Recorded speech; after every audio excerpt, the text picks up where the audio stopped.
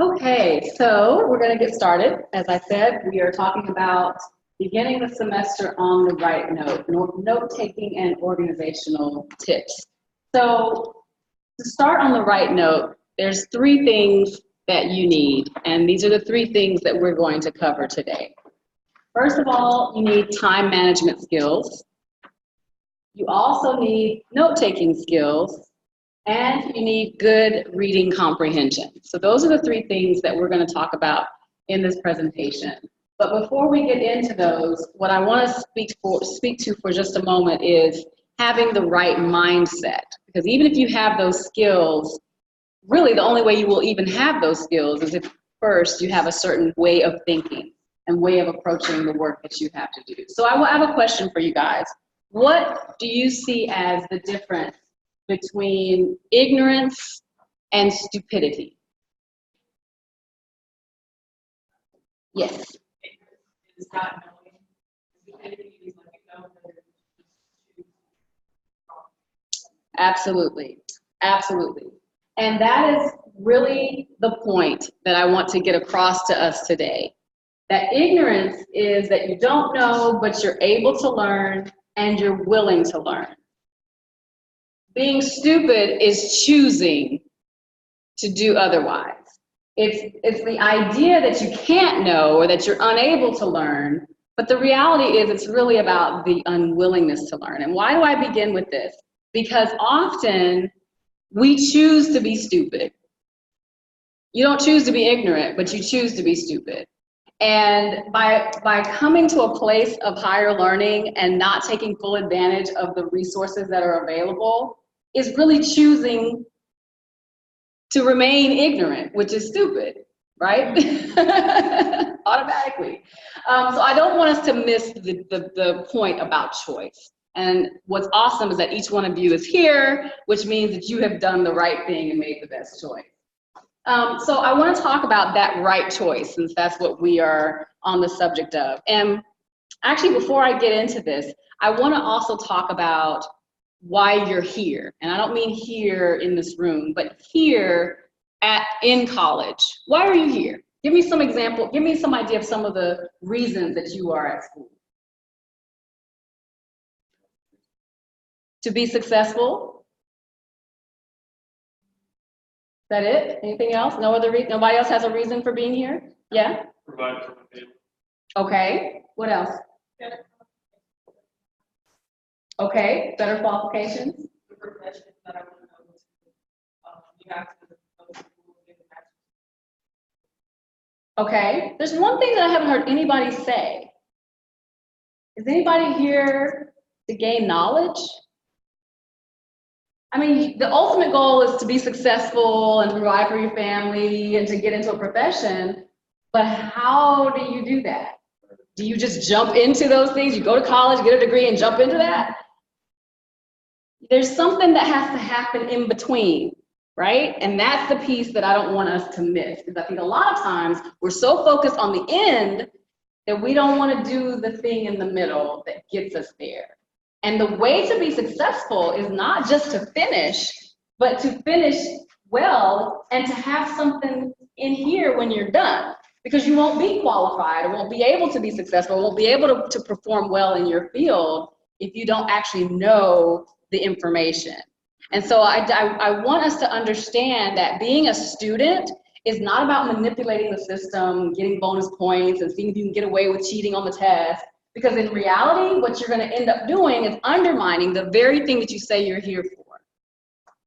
Warren Buffett uses 3 criteria to choose the individuals and companies that he'll invest in. Who knows who Warren Buffett is?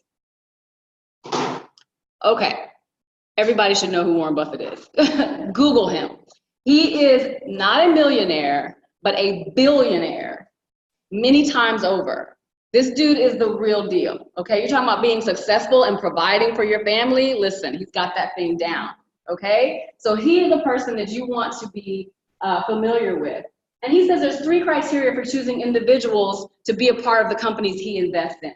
They have integrity. That means they do what they say they're going to do. They have energy, which means there's a health and a bias towards action.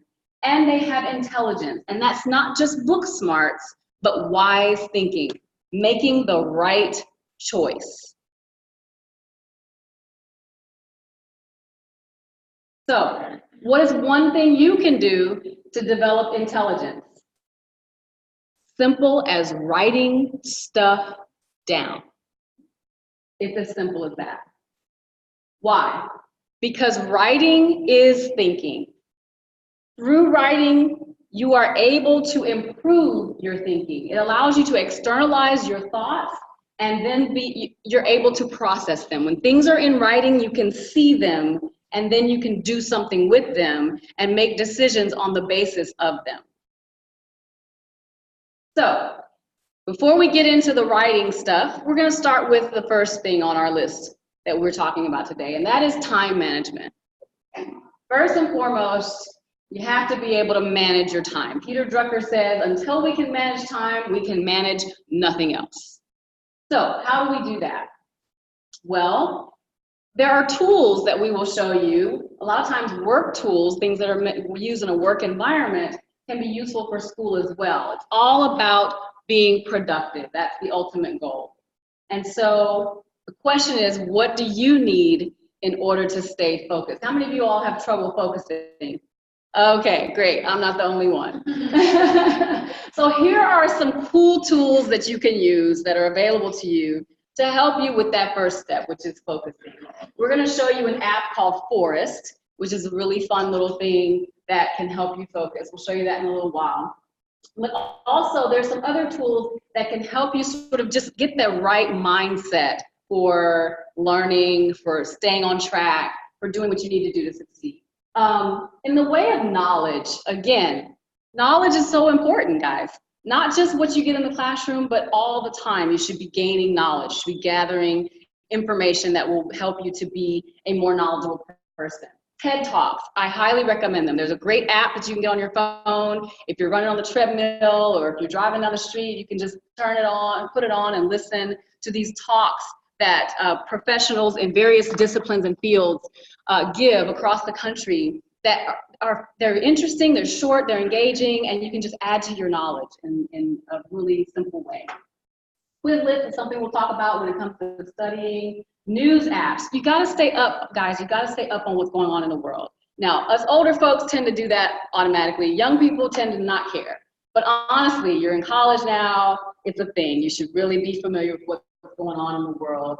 Go ahead and get one of those apps for the major news outlets and just be aware of sort of the headlines and the things that are going on each day. Duolingo and Khan Academy are tools that can help you develop your knowledge in specific areas. Duolingo, of course, is for foreign languages, and Khan Academy has a series of tutorials and studies on all subjects, from math and science and English and all of those. So those are good to access as well. In terms of organizing yourself, Google Drive, I know many of you probably use Google Drive for Google Docs and things like that. Todoist and Habitbull we'll talk about in a little bit. Asana and Monday or Trello, these are for like projects. When you have group projects in particular, those apps can really be useful in helping you to organize when you're needing to work with other people. So these are just some things that we wanted to share in the way of time management. So the other one is what's called a bullet journal. How many of you have heard of bullet journaling? Cool. Okay, awesome. So we want to just show you a quick video on what a bullet journal is. It's really just a very low-tech way to stay organized and stay on track with something that you're trying to do. Okay, so we'll just watch the Things we need to do, things we aspire to. There's a lot to keep track of. There are plenty of apps, but I needed a system flexible enough to handle whatever I threw at it, and fast enough that it wouldn't get in the way. Hi, I'm Ryder, and this is a brief updated overview of the bullet journal. An analog system I designed to track the past, organize the present, and plan for the future. Does that sound good? Okay, let me show you how to set it up. Though this overview features a custom notebook designed for bullet journaling, the system works just as well in the notebook of your choice. To get started, flip to your first blank spread. This will be your index. To set it up, simply title both pages as index. Now, let's set up your future blank. To set it up, turn to the next blank spread. The title of both pages is Future Log. There are many ways to set this up. Here's a simple 6-month version. Count the amount of lines on your page. Now divide that number by 3.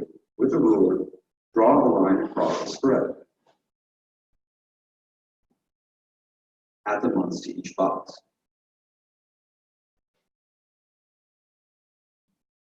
When you're done, add your page numbers and add the future log back into your index. Okay, turn to your next blank spread. This will be your monthly log. Add the name of the month on both pages. The left will be your monthly calendar. Write down all the days of the month. Then add the first letter of the days. Okay, that's the calendar. The right page is your monthly task list. Write down all the things you need to get done this month. Before each task, draw a task booklet, which is just a simple dot. Add the page numbers, and then add this month back into your index.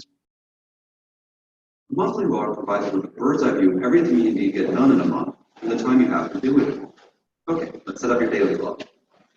Start by entering the days table. Now you can start adding entries. Entries are logged into short bulleted sentences.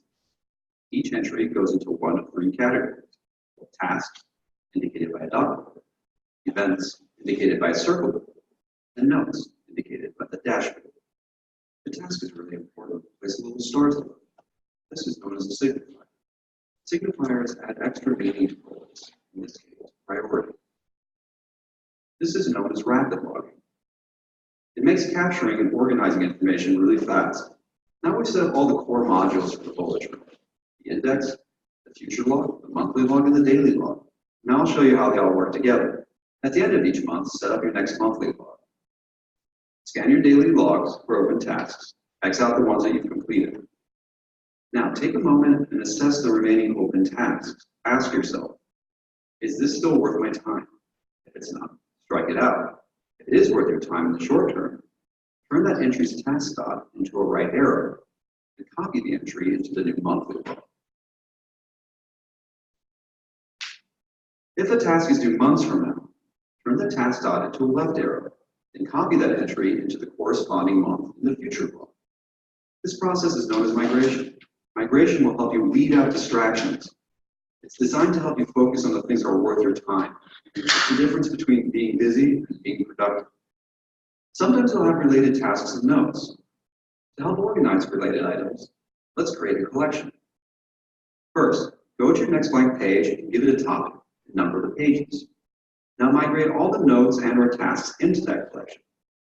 Now index that collection for reference later. Collections are a great way to organize shopping lists or ongoing projects or classes. Okay, that's it for the basic overview. For more tips and tricks, please visit bulletjournal.com. Please like and subscribe to this channel. Okay, so bullet journaling is a way to get yourself into a habit of keeping track of the things that you are trying to do. And remember those 3 things that Warren Buffett said he's looking for? It's a way to make sure you do what you say you're going to do. And it is a way to sort of have that bias towards action, right? Now, whether bullet journaling is the way for you is dependent on the type of person you are. But one way that you might approach this, if it seems overwhelming, is to just very simply begin by making a list, right? Just if you can start by listing the things that you want to accomplish, at the very least, that can be a start. Again, starting at the beginning of the month, maybe with a clean notebook, and just start making lists of those things that you want to accomplish. Maybe pick a few basic things that you want to keep track of, right? And then add more as you feel like you're sort of getting into a rhythm. At the end of the month, based on how you did, you can decide whether you want to do a bullet journal as complex as they can be, or if you want to just kind of stick to just making lists every month. But if you're keeping everything in one place, at the very least, that should help you to stay on track, right? If stuff, rather than like me, I have Post-it notes everywhere. If all those things can at least be consolidated into one place, then you're moving at least in the right direction. All right, so the other great thing that I like about bullet journaling is that it's not just listing, but it's also having ways to identify what is on that list quickly. And so the symbols of the bullet system can really be useful, right? So you make your list and it's just all on one page. It could all kind of run together. But if you use the little symbols, they can distinguish what each of those things is on the list and start moving you in a direction of being able to organize them better. Ariana, one. So a circular dot, that's for a task. So like if you had to read a chapter for a book, for a class, you put like circular dot.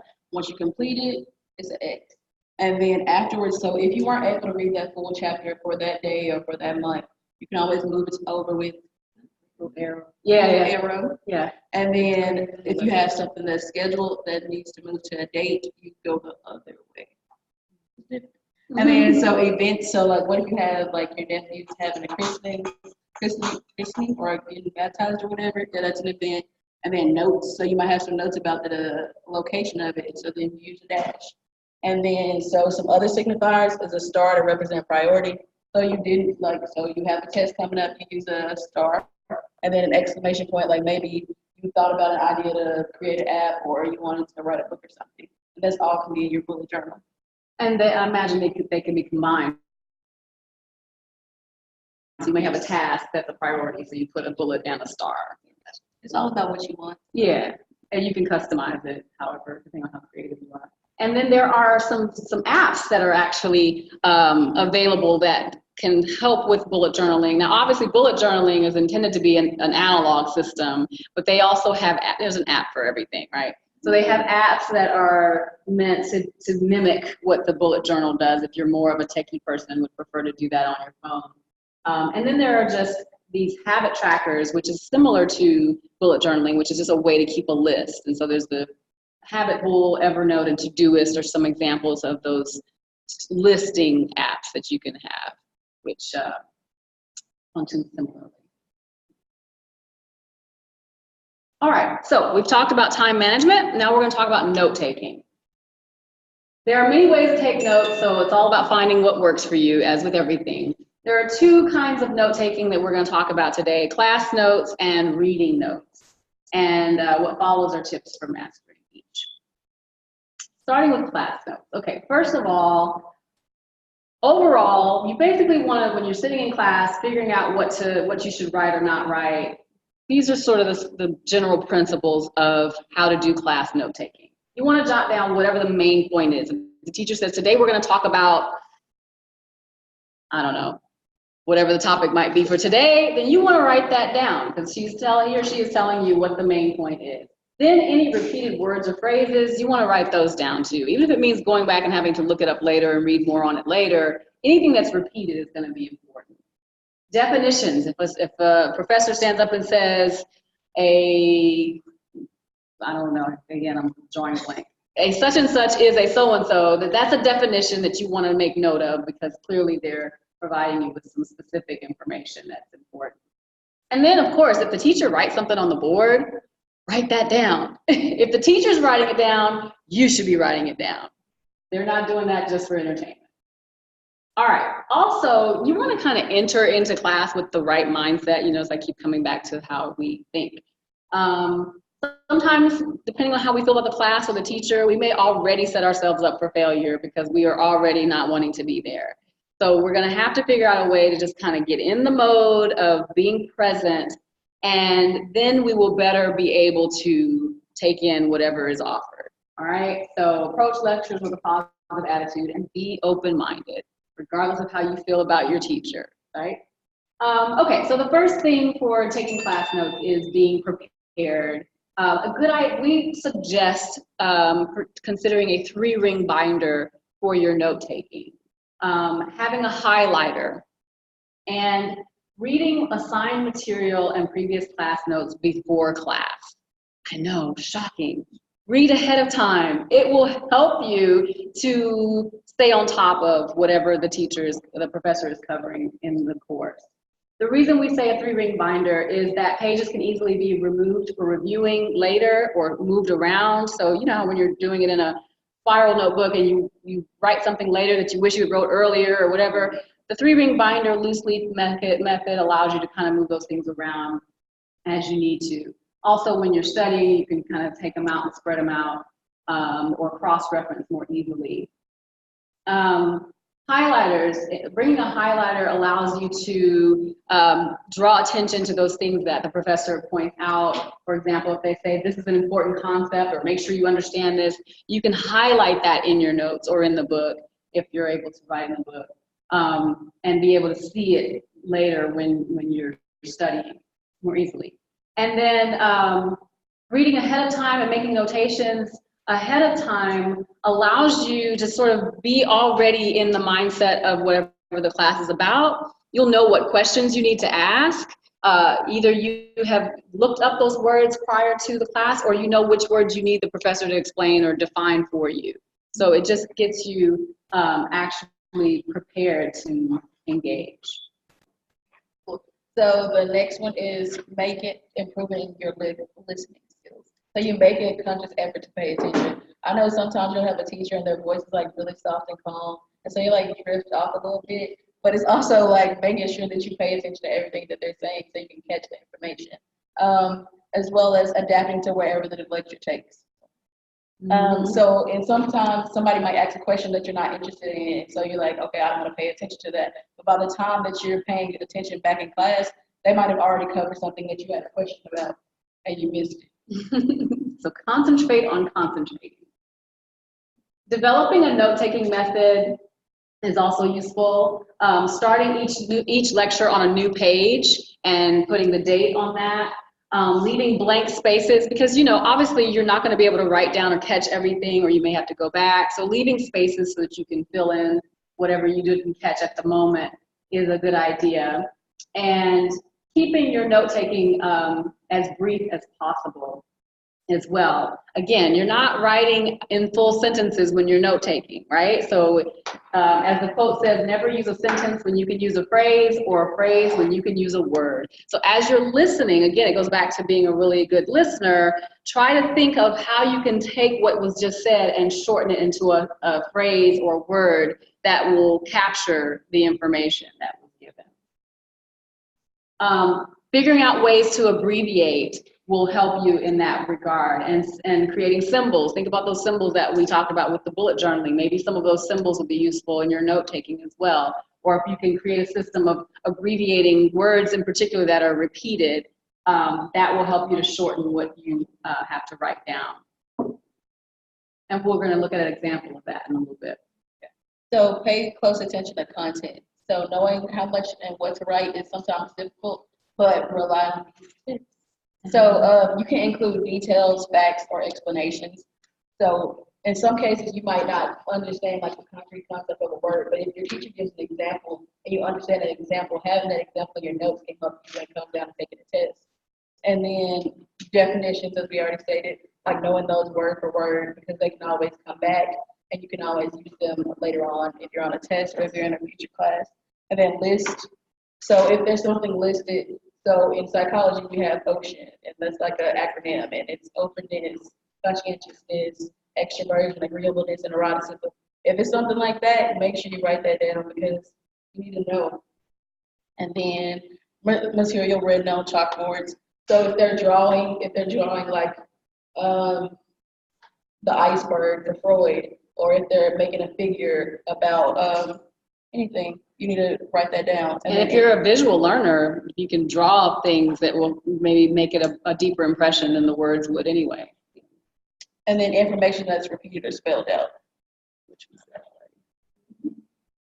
So I know how anxious we are to run out of class and go to lunch or go to the mall or do something else, but it is really important to go back through the notes that you've just taken in class while it's fresh in your mind, particularly if there's words or sentences or phrases or ideas that you need to finish that you had to kind of go away from because the class was moving on.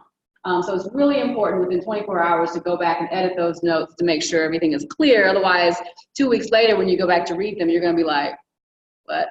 And they won't be helpful to you at all. Edit with a different colored pen so you can distinguish between what you wrote in class versus what you wrote after class. fill in keywords and questions in the left-hand column. Note anything you don't understand by underlining or highlighting so that you can go back and get the answer to that question, whether from the professor or from the book. And then comparing your class notes with your textbook reading will also help to maybe fill in some of the details that you may have missed.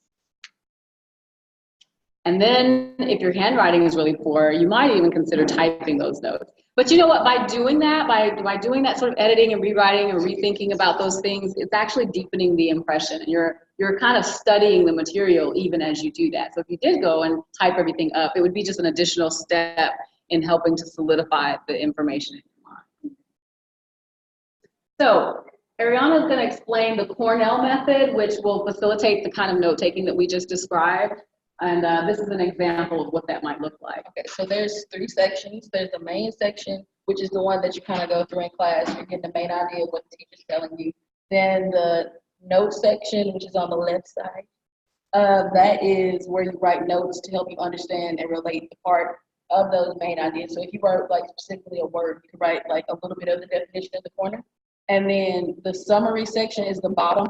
This is for review. It's after class. You don't write that within class. It actually helps you go over all your notes and come up with like basically your own objective for the day, what you learned for that day as far as the summary goes. So the idea is to set up your page in this way before you even start taking the notes, where you divide it into 3, leaving space in the margin, so that when you're taking notes in class, you have the space over here that you can kind of add to after the fact to clarify or to draw attention to a particular thing. Okay, so done with class notes and you're home reading the book or the chapter or the article that has been given and you are lost, maybe. Anybody been there? Okay, so here's the approach to reading and how to absorb the information that you're asked to look at in a book or an article. First of all, you want to begin with the aerial view, then zoom in. What that means is chapters are always organized in some way to signal to you what's important, and you want to pay attention to that. Also, you want to give yourself time to read, because if you're in a hurry, it's going to be even harder. So if you read the chapter first, from start to finish to get the basic premise, then you should be able to, in your notes, write a sentence summary of what the chapter overall is talking about. What was the main point that it was trying to get across? And guess what? The title is the biggest hint. If the title of a chapter is eating disorders, and guess what? The main point of the chapter should be something about eating disorders, and you should be able to state that in a sentence. Then you need to reread, yes, reread the chapter, as painful as that might be. The first cursory reading is just to get the general idea. The second time through, you're needing to kind of dig in and figure out section by section what is important to take from that chapter. So with each section then, a lot of times chapters are divided up into subheadings. You want to make note of those subheadings as well, because those are guideposts to what it is that you're supposed to take from that section of the chapter within the broader subject area that's being discussed. And then if you take each section slowly at a time, you can also spread out your reading. So if you have trouble focusing and you know you're going to fall asleep if you try to read that whole thing again, take a section at a time and then go take a break, go for a run or a walk or go have lunch and come back. And it's a little more manageable. But if you can write a summary of each section, then you'll have a nice outline of the chapter. And you can do the same type of noting of questions or terms that you may need to come back to or get help with from someone else. And it will be a lot easier for you. So when it comes to learning information, I want you to know that it is actually not a good idea to memorize, at least not initially. The idea with taking the aerial view is getting the general concept and then going deeper. So initially, you're wanting to understand conceptually what is being discussed. Then as you get into the particulars, you can maybe memorize the lists or the definitions that are important, but you'll be able to attach them in your mind to something. So you don't want to just memorize little details and facts and have no idea why they matter or what they connect to. So think in terms of bigger things and working your way down.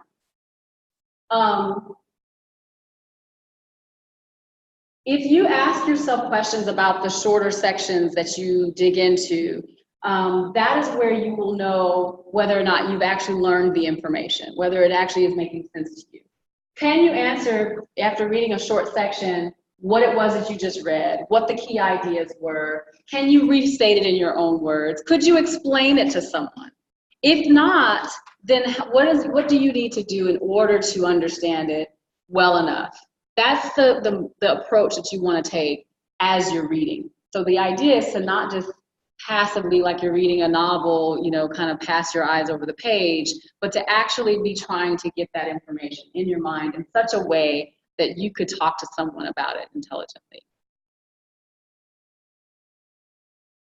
All right, so the way to learn is to do step 1 that I just described, and then active recall and spaced repetition. This is what you are to do then with the notes that you take, and how you can use it to really benefit you.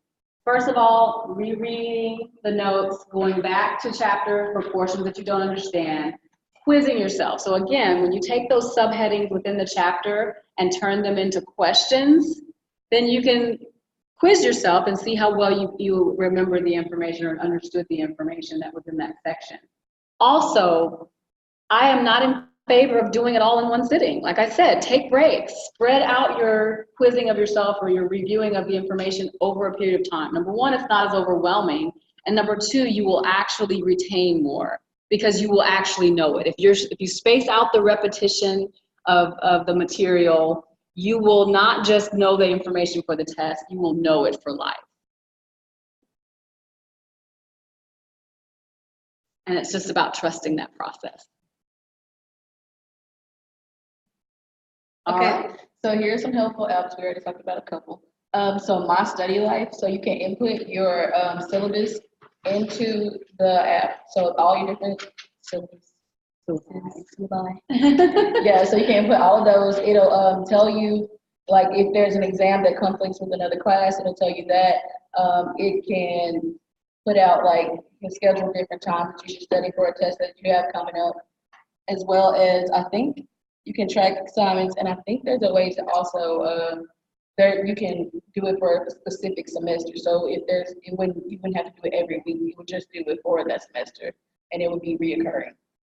And then for Habit Bull, it tracks your habits, so it challenges you to do better.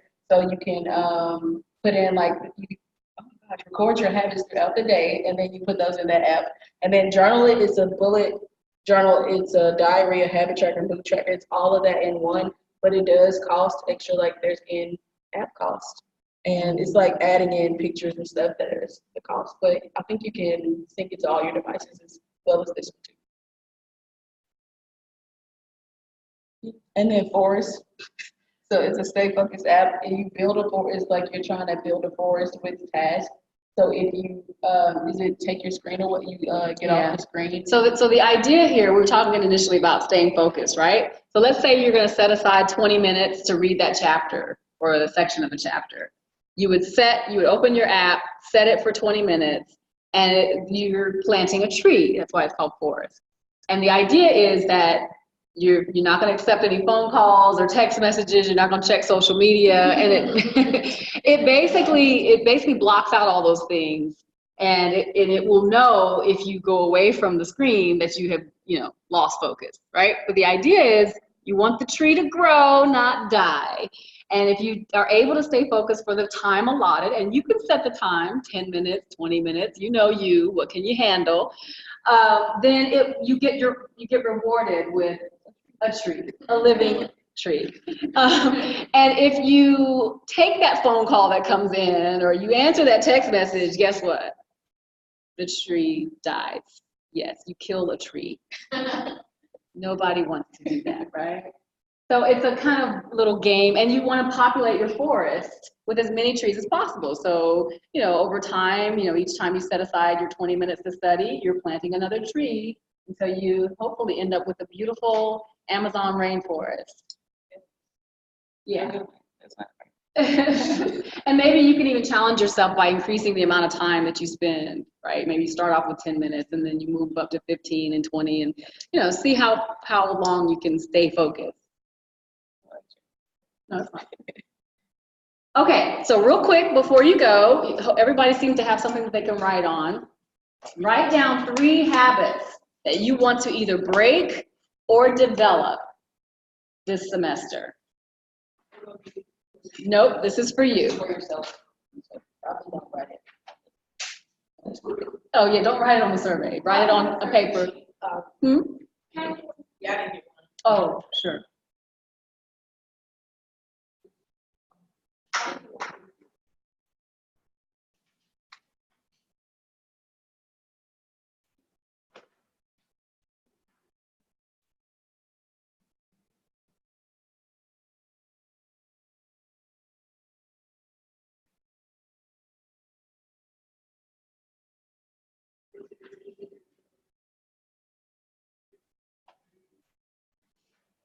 And then after you write down your 3 habits that you're going to either break or develop, write down at least one thing you can do today to improve yourself or your habits or make progress towards your goals. Because remember, the idea is to do what we say we're going to do and to have that bias towards action. So we're trying to move towards what it is that we say we want to accomplish.